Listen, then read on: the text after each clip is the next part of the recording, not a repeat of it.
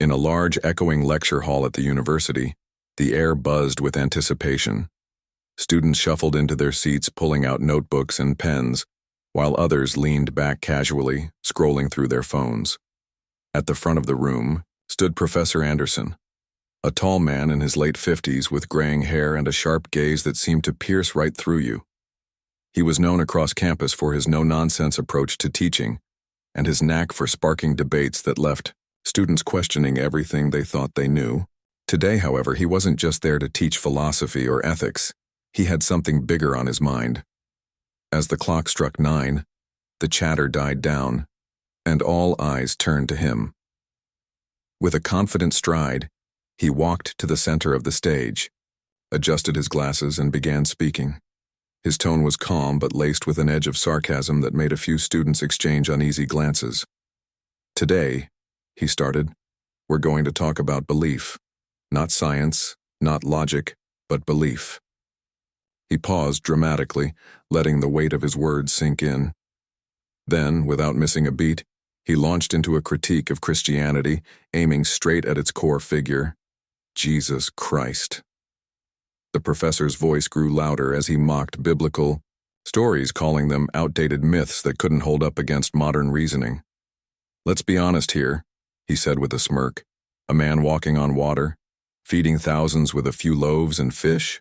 Really?" A ripple of nervous laughter spread through the room, though it was clear not everyone found his jokes amusing. Some students shifted uncomfortably in their seats, glancing around to see how others were reacting. The atmosphere in the lecture hall became tense, like a storm cloud hovering overhead, ready to burst. Professor Anderson didn't stop there. He went on to question the very idea of faith itself, portraying it as a crutch for those unable to face life's harsh realities. "Why believe in something invisible when you can rely on facts?" he challenged, gesturing emphatically. "If this so-called savior was real, why doesn't he show himself now? Why do we only hear about him through dusty old books written centuries ago?" Each word hung heavy in the air, dripping with skepticism. It was obvious that he wasn't just trying to provoke thought. He wanted to dismantle any shred of belief someone might hold on to. Amidst the sea of faces, one student sat quietly, her hands folded neatly on her desk. She wasn't the type to draw attention to herself, preferring to listen more than she spoke. But today, something inside her stirred. Her name wasn't important. What mattered was the fire igniting within her.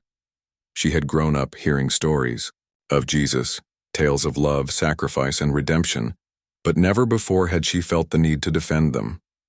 Yet as the professor continued his tirade, mocking the very foundation of her faith, she realized she couldn't stay silent anymore. Her heart raced as she listened to his biting remarks, each one cutting deeper than the last. She glanced around the room, noticing the mix of reactions. Some students nodded along hesitantly, perhaps swayed by the professor's charisma. Others stared blankly, unsure of what to think. And then there were those who looked visibly upset, their discomfort evident in the way they avoided eye contact or fidgeted nervously. For a moment, she wondered if anyone else would speak up. Surely, someone must feel the same way she did. But as the silence stretched on, it became clear that the responsibility rested on her shoulders. When the lecture finally ended, most students bolted out of the room, eager to escape the tension. But she stayed behind, gathering her courage. As the crowd thinned, she approached the professor cautiously, her footsteps soft against the tiled floor. Her palms were sweaty, and her throat felt dry, but she forced herself to keep moving forward. This wasn't just about defending her beliefs, it was about showing respect for both sides of the argument. If the professor could voice his opinions freely, shouldn't she have the chance to do the same? Little did she know this simple act of bravery would set the stage for a conversation that neither of them would soon forget. The young woman stood at the edge of the stage, clutching her notebook tightly to her chest. Her heart was pounding so loudly she was sure the professor could hear it. She hesitated for a moment, unsure if this was really the right time or place to say anything. But then she reminded herself why she had stayed behind, to stand up for what she believed in, even if it meant stepping into uncomfortable territory. Taking a deep breath, she cleared her throat softly and said, "Excuse me, Professor." Professor Anderson looked up from the papers he was shuffling on his desk. At first, his expression was neutral, almost dismissive, as though he expected another student asking for an extension on an assignment. But when he saw the determined look in her eyes, something shifted. He leaned back slightly, folding his arms across his chest. "Yes?" he asked, his tone polite but tinged with curiosity. "What can I do for you?" She took a small step forward, trying to steady her voice. "I wanted to talk about what you said during the lecture today," she began cautiously. About Jesus and faith." The words felt heavy as they left her lips, like she was carrying a weight that wasn't hers alone. She glanced around briefly, noticing how empty the hall had become. It was just the two of them now, surrounded by rows of vacant seats. Somehow, that made things both easier and harder. The professor raised an eyebrow, clearly intrigued. "Oh? And what exactly did I say that caught your attention?" His tone wasn't mocking, at least not yet, but there was a hint of challenge in his voice, as if daring her to prove him wrong. She could feel the pressure mounting, but instead of backing down, she squared her shoulders. This wasn't just about her anymore. It was about everyone who had sat silently while their beliefs were ridiculed. "Well," she started, choosing her words carefully, "you mentioned that faith is irrational and outdated, that miracles don't make sense in today's world because we rely on science and evidence." She paused, gauging his reaction. When he simply nodded, urging her to continue, she pressed on. "I understand where you're coming from. Science has answered so many questions and improved our lives in incredible ways. But I think dismissing faith entirely might be oversimplifying things." At this, the professor tilted his head slightly. His interest piqued. "Go on," he said, leaning forward ever so slightly. For the first time since the lecture began, he seemed genuinely curious rather than combative. Encouraged by his response, she gathered her thoughts and continued. "I grew up going to church with my family," she explained, her voice soft but steady. "It wasn't always easy to believe, especially when life got tough. But whenever I struggled, my faith gave me something to hold on to. Hope, comfort, a sense of purpose. It wasn't blind belief either. It was trust, even when I didn't have all the answers." She paused again, searching for the right way to explain what faith meant to her. "You said earlier that people only believe in things they can see or touch. But isn't that limiting? There are plenty of things we accept without seeing them directly." The professor frowned slightly, considering her point. "Such as?" he asked, his voice calm but probing. "Like gravity," she replied, quickly, glad she had thought of an example. "We can't see gravity, but we know it exists because of its effects. Or take love, it's invisible, but no one would argue that it's not real. Faith works in a similar way. You don't have to see God to feel His presence or experience His impact in your life." As she spoke, her confidence grew. She wasn't trying to convince him outright. She knew that wasn't possible. But she wanted him to understand that faith wasn't as illogical as he made it sound. For a moment, the professor said nothing. He simply stared at her, his sharp gaze softened by a flicker of contemplation. Then slowly he uncrossed his arms and rested them on the edge of the podium. "Interesting perspective," he admitted, his tone measured. "But let's say I grant you that faith isn't entirely irrational. What about the miracles, the stories you call divine interventions? Are they supposed to be taken literally?" Her pulse quickened again. This was the part she had been dreading, the one question that challenged everything she believed in. Still, she forced herself to stay calm. "I think it depends on how you define miracle," she answered thoughtfully. "If you're asking whether I believe someone walked on water thousands of years ago, then yes, I do. Not because I have physical proof, but because I've seen miracles in my own life, things that can't be explained any other way." The professor's brow furrowed, and she could tell he was skeptical. "Care to elaborate?" he asked, his tone more serious now. She nodded, recalling a memory that still brought tears to her eyes. "A few years ago, my family went through a really hard time. My dad lost his job and we weren't sure how we'd make ends meet. We prayed every night, not knowing what else to do, and somehow things worked out. Not overnight, but little by little. Doors opened that shouldn't have. Opportunities came our way that we didn't expect. Was it luck? Maybe. But to us it felt like more than that. Like someone bigger was watching over us. As she finished speaking, the room fell silent. The professor didn't respond immediately, his expression unreadable. For a brief moment she wondered if she had said too much or not enough. But then, to her surprise, he gave a slight nod. That's compelling, he admitted, his voice quieter now. Not something I would have considered before. Encouraged by his openness, she decided to push a little further. Faith isn't about having all the answers, she added gently. It's about finding meaning in the questions. Even if you don't believe in God, don't you think there's value in exploring ideas that connect us to something greater than ourselves?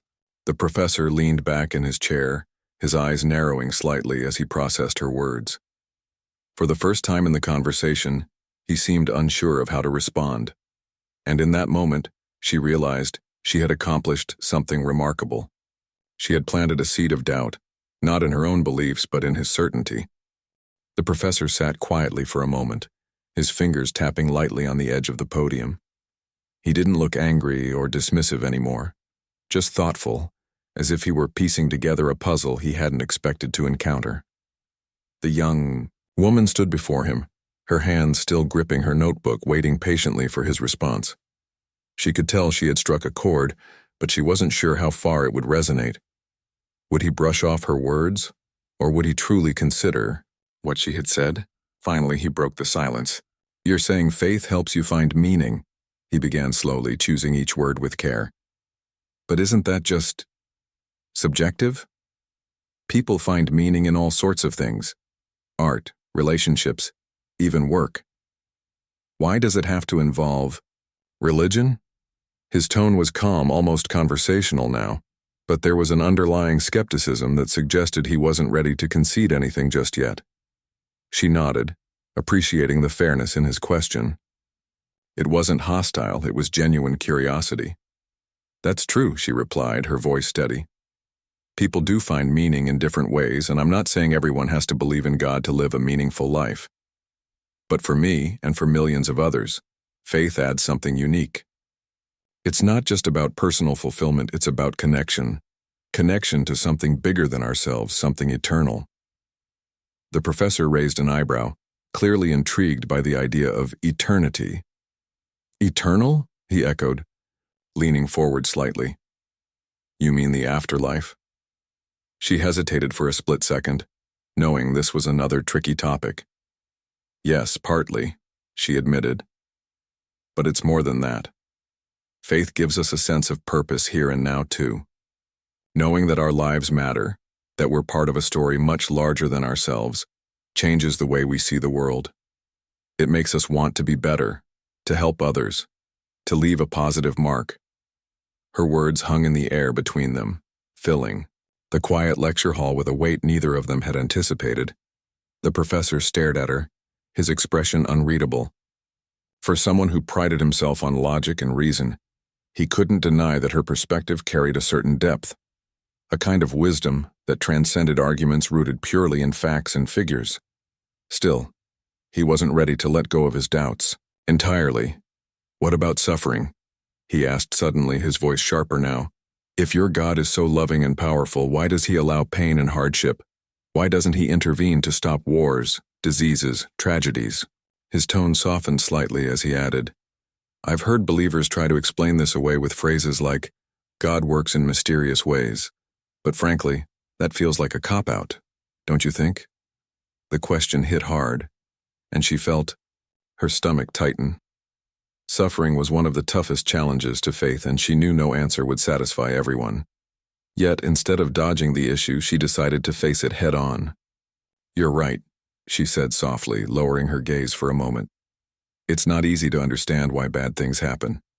I've asked myself the same question countless times, especially during the hardest moments of my life. She paused, collecting her thoughts before continuing. But here's the thing, she went on, looking up again. Faith doesn't promise a life without pain. In fact, Jesus himself suffered, more than any of us ever will. That's one of the reasons I admire him so much. He didn't come into the world to shield us from difficulties. He came to show us how to face them, with courage, compassion, and hope. And sometimes it's through those struggles that we grow the most, both individually and as a community. The professor listened intently, his earlier skepticism giving way to a flicker of understanding. He had always viewed suffering as evidence against the existence of a benevolent deity, but hearing her frame it as a catalyst for growth made him pause. Could there be value in enduring hardship rather than simply avoiding it? Was it possible that meaning could emerge from pain? He rubbed his temples, clearly wrestling with these ideas. So, you're saying suffering has a purpose? He asked, cautiously. That it's not random or meaningless? In a way, yes, she replied. Not that I like it or welcome it, I don't. No one does. But when I look back on my own life, some of the hardest times ended up teaching me the most valuable lessons. They forced me to rely on others, to lean into my faith, and to discover strength I didn't know I had. And honestly, I've seen the same thing happen to other people. When tragedy strikes, communities often come together in ways they never would have otherwise.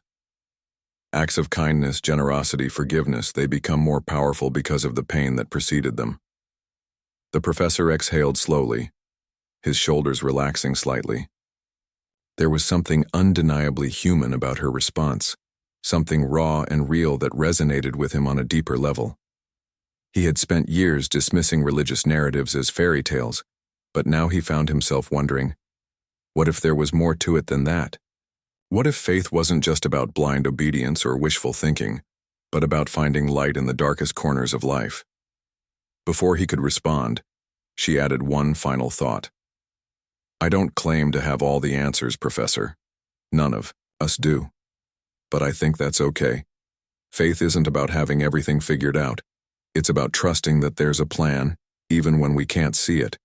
And for me, that trust has been a source of peace, especially during the toughest seasons. For a long moment, the professor didn't say anything. He simply looked at her, his sharp gaze softened by a hint of admiration. Here was a young woman who had walked into his lecture hall expecting to be challenged, and instead she had turned the tables, forcing him to reconsider assumptions he had held for decades. Her arguments weren't perfect, and they certainly wouldn't convince him overnight, but they were honest, heartfelt, and impossible to ignore. When he finally spoke, his voice was quieter, almost reflective. You've given me a lot to think about, he admitted. More than I expected, to be honest. I may not agree with everything you've said, but I respect the way you've approached this conversation, with respect and sincerity. She smiled faintly, feeling a wave of relief wash over her. Thank you, she said simply. That means a lot. As they wrapped up their discussion, neither of them realized the impact it would have, not just on themselves, but on everyone who would later hear about it. The professor returned to his desk, lost in thought, while the young woman gathered her things and stepped out of the lecture hall. Though their exchange had ended, its ripple effects were only beginning to spread. As the young woman stepped out of the lecture hall, she couldn't help but feel a mix of emotions swirling inside her. Relief washed over her first. She had done it. She had stood up for what she believed in without raising her voice or losing her composure. But there was also a lingering sense of uncertainty. Had she made any difference? Would the professor truly reconsider his stance, or would their conversation fade into just another memory of a classroom debate? She walked slowly down the corridor, her footsteps echoing softly against the tiled floor. The campus buzzed with life around her, students chatting animatedly, laughter spilling out from nearby cafes, and the occasional hum of a bicycle whizzing past. Yet despite the energy surrounding her, she felt oddly removed from it all, as if she were carrying something heavy that no one else could see. It wasn't regret. It was more like responsibility. She realized now that speaking up wasn't just about defending her own beliefs. It was about planting seeds of thought that might grow over time. Meanwhile, back in the lecture hall, the professor remained seated at his desk, staring blankly at the chalkboard in front of him. His mind raced with fragments of the conversation he'd just had. He replayed her words in his head, the calm way she had spoken about faith, the personal stories she had shared, the questions she had posed that didn't have easy answers. For someone who prided himself on intellectual rigor, this exchange had left him feeling unsettled. Not because he felt attacked, but because he hadn't expected to be challenged so deeply by someone half his age. He leaned back in his chair, letting out a long sigh. Faith adds meaning, he muttered under his breath, testing the phrase on his tongue. It sounded foreign to him, almost poetic, yet undeniably human. He had always dismissed religion as a relic of the past, a crutch for those unable to cope with life's harsh realities. But now, he found himself questioning whether he had oversimplified it. Was faith really just escapism, or was it something more profound? His thoughts drifted to the example she had given about suffering. Her perspective, that pain could lead to growth, had struck a nerve. As an academic, he valued logic above all else, but even he couldn't deny that some experiences in life defied explanation. He thought about the times he had faced loss or hardship himself. Those moments hadn't been meaningless. They had shaped him, forced him to adapt, to reflect, to change. Could it be possible that suffering held a purpose beyond mere survival? And if so, did that imply the existence of something greater orchestrating it all? The professor shook his head slightly, trying to clear his mind. These were dangerous waters to tread, especially for someone like him who built his career on skepticism. Yet he couldn't ignore the fact that her arguments had resonated with him on a level he hadn't anticipated. They weren't rooted in dogma or blind obedience. They were grounded in humanity, in love, hope, and resilience. Qualities he couldn't easily dismiss, no matter how hard he tried. Outside, the young woman finally reached the university courtyard. She sat down on a bench beneath a sprawling oak tree, its branches swaying gently in the breeze. Students passed by, some glancing curiously at her, others completely oblivious. She opened her notebook and began jotting down thoughts, capturing the essence of the conversation while it was still fresh in her mind. Writing had always helped her process things, and today was no exception. As she scribbled away, she reflected on how far she had come since walking into that lecture hall earlier. At first, she had been intimidated, not just by the professor's reputation, but by the fear of being ridiculed or misunderstood. Yet, somewhere along the way, her fear had transformed into courage. She realized that standing up for her beliefs didn't mean having all the answers. It meant being willing to engage, to listen, and to share openly, even when it felt uncomfortable. Her thoughts turned to the professor again. She wondered what he was thinking right now. Had their conversation planted a seed of doubt in his certainty? Or had he already brushed it off as irrelevant? She knew she might never know for sure, but that didn't matter. What mattered was that she had spoken her truth, not to win an argument, but to foster understanding. And perhaps, just perhaps, that was enough. Back in the lecture hall, the professor finally stood up, gathering his papers and slipping them into his briefcase. He glanced around the empty room, his gaze lingering on the spot where the young woman had stood. There was a quiet determination in her eyes that had stayed with him, a quiet strength that reminded him of something he had forgotten, the power of conviction. Whether or not he agreed with her beliefs, he couldn't deny the sincerity behind them.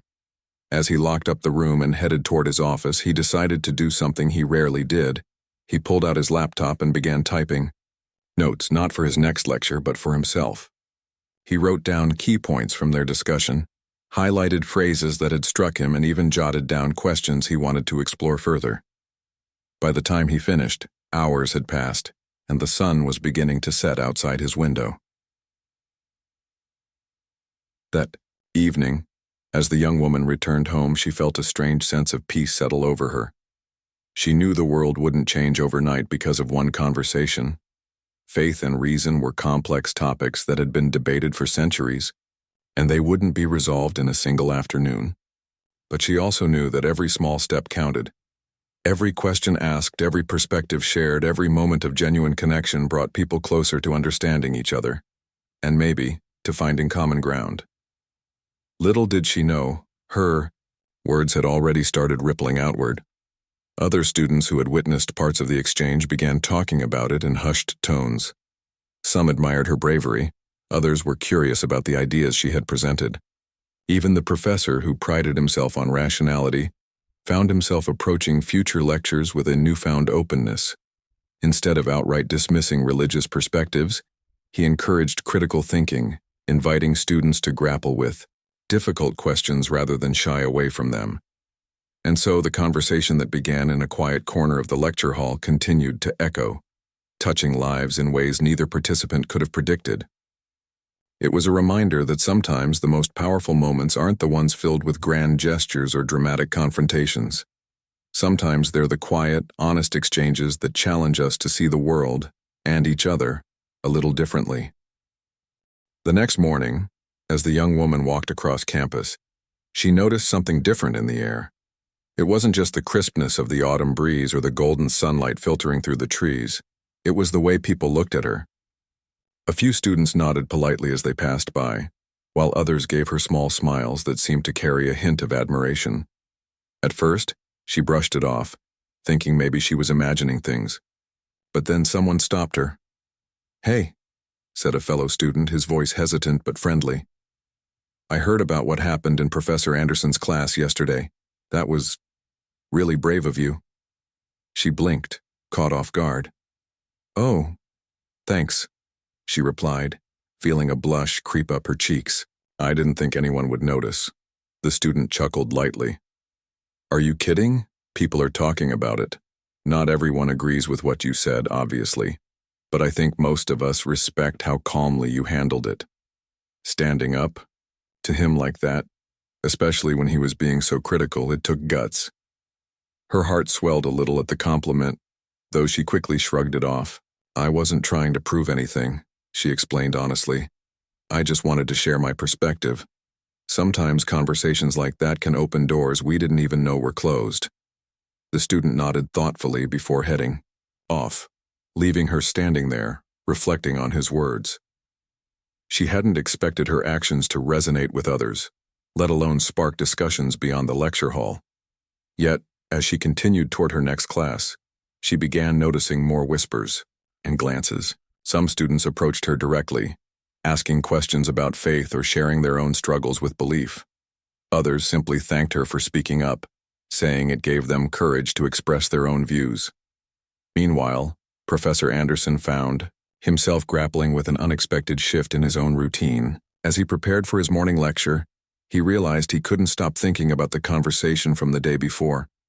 He had always prided himself on his ability to provoke critical thinking among his students. But this time, the tables had turned. The young woman's calm demeanor and thoughtful arguments had challenged him in ways he hadn't anticipated. For the first time in years, he felt unsure of where he stood on certain issues, and oddly enough, that uncertainty intrigued him. When he entered the lecture hall that day, he decided to take a slightly different approach. Instead of launching into another critique of religion, he opened the floor for discussion. Yesterday, he began addressing the class. We explored some challenging topics about faith and reason. Today, I'd like to hear your thoughts. What do you think about the role of belief in modern society? Is it outdated or does it still hold value? The room fell silent for a moment as students exchanged surprised glances. This wasn't the usual confrontational tone they were used to hearing from him. Slowly, hands began raising tentatively. One student spoke about how faith provided comfort during tough times, while another argued that science offered a more reliable framework for understanding the world. The professor listened intently, nodding occasionally and encouraging further dialogue. It was clear he wasn't trying to sway opinions. He genuinely wanted to understand where his students were coming from. Later that afternoon, the young woman attended a study group with a few classmates. They were supposed to be reviewing material for an upcoming exam, but the conversation inevitably veered toward the events of the previous day. "You really left him speechless, didn't you?" one of them joked, grinning. She laughed softly, shaking her head. "I don't know about that. I think he just needed time to process everything. Honestly, I learned a lot from him too. Challenging conversations like that force you to dig deeper into your own beliefs and figure out why they matter to you." Another classmate chimed in, leaning forward earnestly. "Do you ever get scared, though? Like, what if people judge you or think you're crazy for believing in something they don't?" Her expression softened as she considered the question. "Of course I get scared," she admitted. "It's hard putting yourself out there, especially when you know not everyone will agree with you. But I've come to realize that staying silent is scarier. If we never talk about the things that matter to us, how will anyone understand where we're coming from? Besides," she added with a smile, "growth doesn't happen in comfort zones." Her words lingered in the air, resonating deeply with those around her. Even the quietest members of the group seemed inspired, nodding along as they absorbed her perspective. By the end of the session, the focus had shifted entirely away from academics. Instead, they spent hours discussing life, purpose, and the complexities of navigating belief in a world that often prioritizes skepticism over faith. That evening, as the professor sat in his office grading papers, he couldn't shake the feeling that something fundamental had shifted, not just within him but within the classroom dynamic as well. His lectures had always been structured around provoking doubt and questioning assumptions, but now he found himself wondering, was doubt truly the end goal, or was it merely a stepping stone toward deeper understanding? He picked up a pen and began jotting down ideas for future lessons. Topics like morality, meaning, and the intersection of science and spirituality came to mind. For years, he had dismissed these subjects as irrelevant or overly sentimental, but now he saw their potential to ignite meaningful conversations.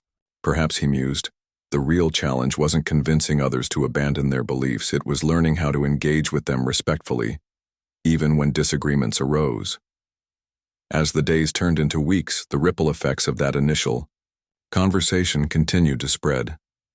Students who had once avoided debates about faith and reason now eagerly participated, bringing fresh perspectives and insights to the table. The young woman noticed a subtle shift in the atmosphere on campus. Conversations became less guarded, more open. People weren't afraid to ask difficult questions or admit when they didn't have all the answers. Even outside of class, the impact was evident. Friends shared stories of late-night discussions, sparked by philosophical musings, while others expressed gratitude for finally having a safe space to explore their beliefs without fear of judgment. The professor, too, found himself changing, not drastically, but noticeably. While he remained skeptical of organized religion, he began incorporating more nuanced viewpoints into his teaching, encouraging students to think critically rather than dismissively. One afternoon, as the young woman strolled through the campus courtyard, she spotted the professor sitting on a bench beneath the same oak tree where she had reflected after their first exchange. Their eyes met briefly, and he gave her a small nod, a gesture that spoke volumes. She smiled back, feeling a sense of mutual respect pass between them. Neither of them needed to say a word. The transformation they had both undergone was evident in their actions. In that moment, she realized something profound. Conversations rooted in honesty and empathy could bridge even the widest divides. Faith and reason weren't enemies. They were two sides of the same coin, each offering valuable insights into the human experience. And sometimes the most powerful thing we can do is listen, not to change minds, but to connect hearts. As the weeks passed, the campus seemed to buzz with a new energy. Conversations that once centered on grades, assignments, and weekend plans now included deeper topics, questions about purpose, morality, and the mysteries of life. The young woman noticed it everywhere she went. In the cafeteria, students huddled together over cups of coffee, debating whether faith and science could coexist. On the library steps, groups exchanged thoughts about how to find meaning in a chaotic world. Even professors who typically stuck to their lecture notes were incorporating more open-ended discussions into their classes, encouraging students to think critically about big ideas. The professor, too, had become a part of this shift.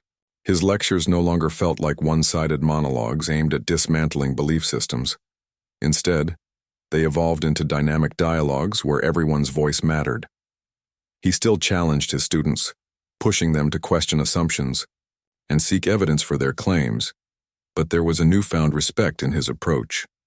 Gone was the sharp sarcasm that used to make some students squirm. In its place was a genuine curiosity, a desire to understand perspectives different from his own. One afternoon after class, a small group of students lingered behind to continue the discussion. "Professor," one of them ventured hesitantly, "do you think it's possible to believe in something without proof? Not just religion, but anything like love or justice?" The professor paused, considering the question carefully. "That's an interesting point," he replied thoughtfully. "I've always leaned toward needing evidence before I can fully accept something as true. But lately," he trailed off, glancing briefly in the direction of the young woman who had sparked this change. "Lately, I've been wondering if maybe belief isn't always about proof. Maybe it's about trust. In ourselves, in others, in the idea that there's more to life than what we can measure." His words hung in the air, leaving the students quiet for a moment. Then another spoke up. "But doesn't that feel risky? Believing in something without knowing for sure?" "It does," the professor admitted. "But isn't taking risks part of being human? We take chances every day on relationships, on dreams, on possibilities we can't guarantee will work out. Maybe believing in something bigger is just another kind of risk, one that brings its own rewards." The young woman listened quietly from her seat near the back of the room, a small smile playing on her lips. She hadn't said much during this particular discussion, content to let others lead the way. Yet she couldn't help feeling proud of how far things had come since that first tense encounter. The professor wasn't suddenly embracing faith, he probably never would, but he had opened himself up to exploring questions he'd previously dismissed. And in doing so, he had created a space where others felt safe to do the same. Outside of class, the ripple effects continued to spread. Students who had once kept their beliefs private began sharing them more openly, finding strength in vulnerability. One evening, during a late-night study session, a shy freshman confessed to the group that she struggled with doubt. "Sometimes, I feel like I don't know what I believe anymore," she admitted softly.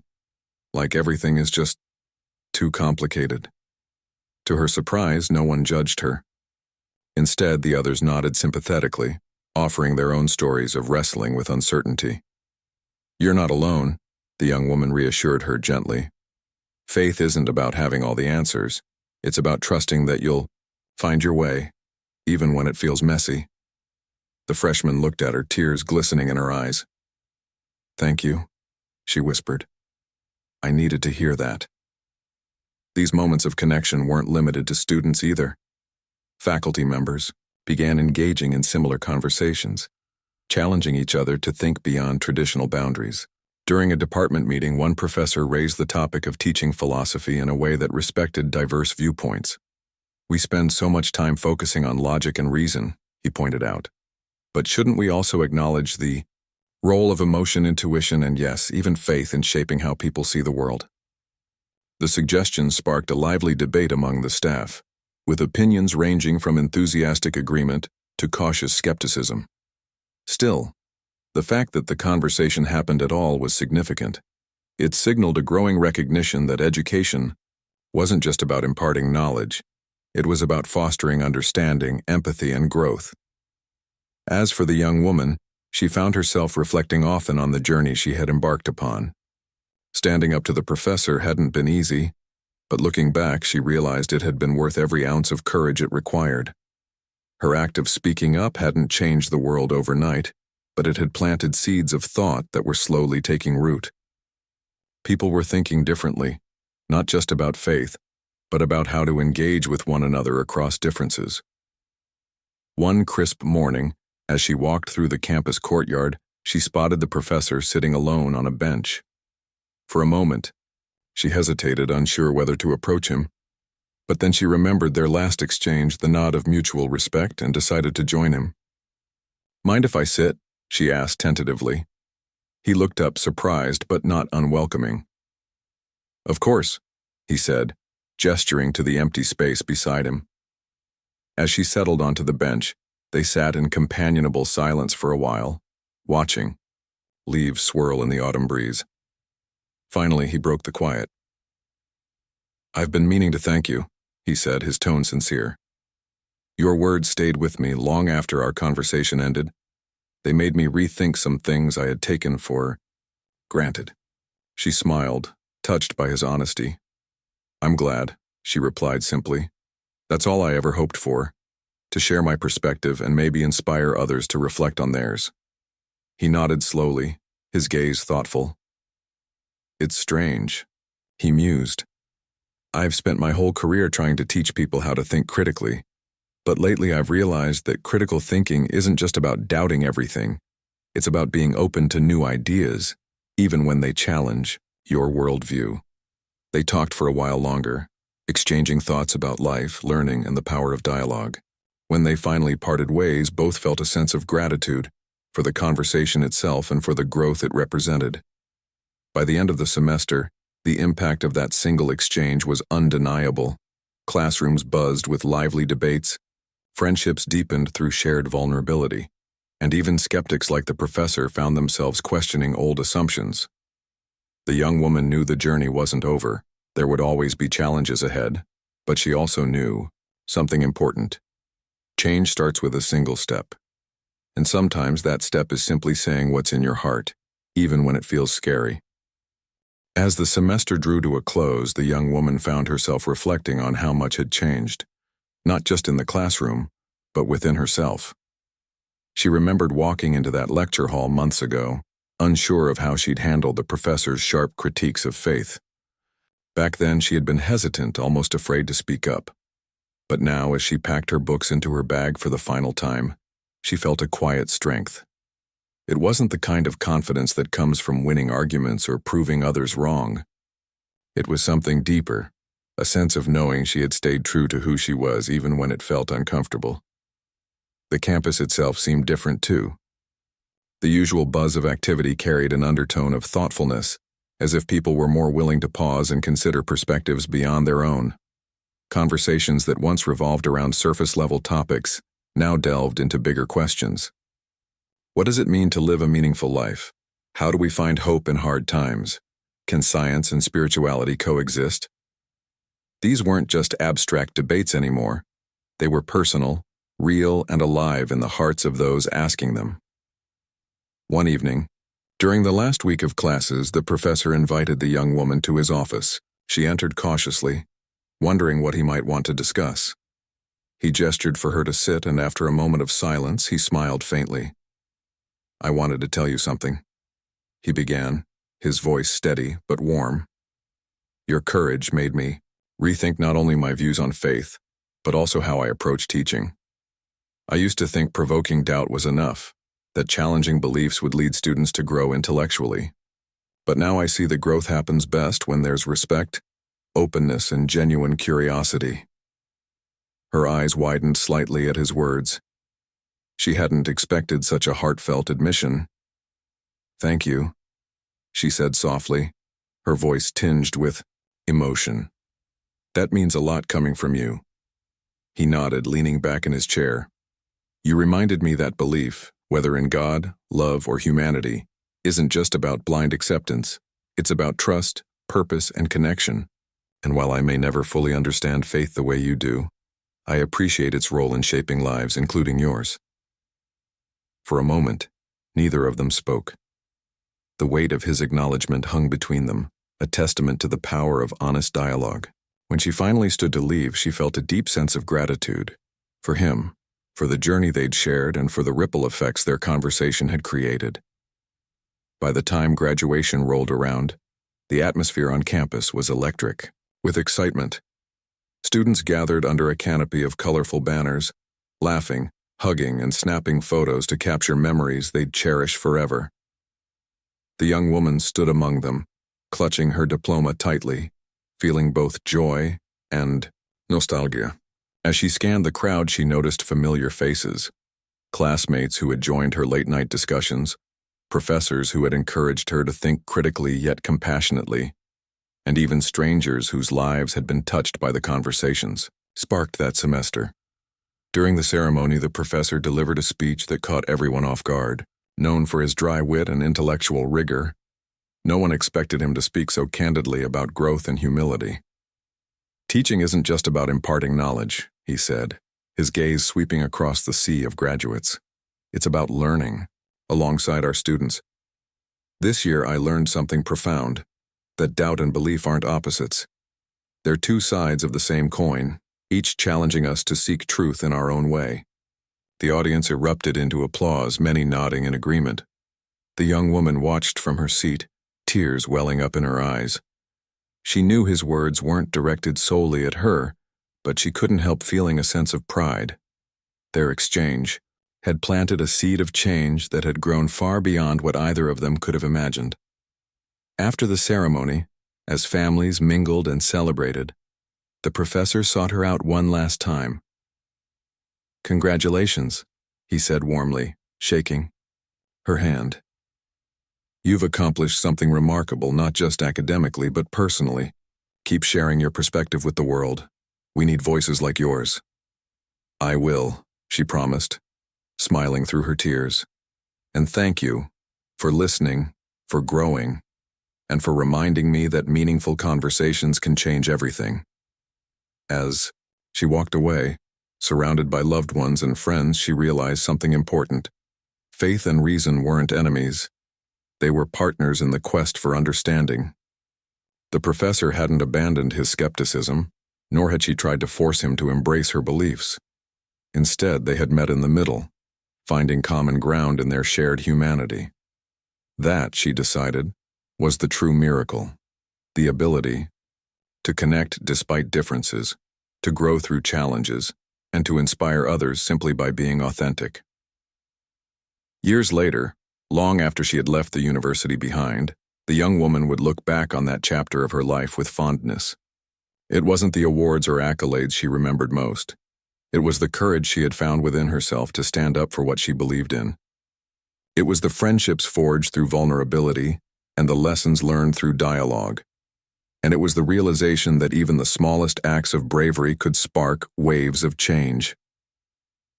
On a quiet evening, sitting by the window with a cup of tea, she opened an old notebook filled with notes from her college days. Among the scribbles and sketches, she found a single line she had written after that first conversation with the professor.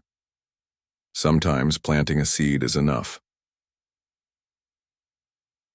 She smiled, closing the notebook gently. Yes, sometimes planting a seed was all it took.